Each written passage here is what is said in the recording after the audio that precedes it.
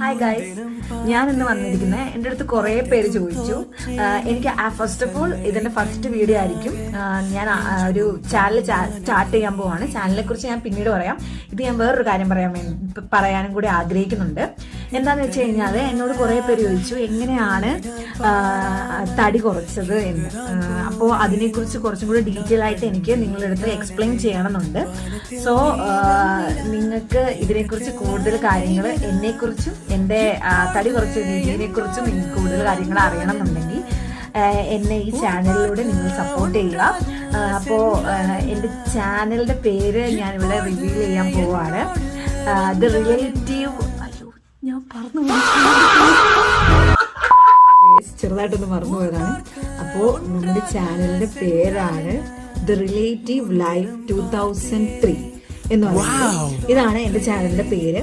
അപ്പോൾ do support.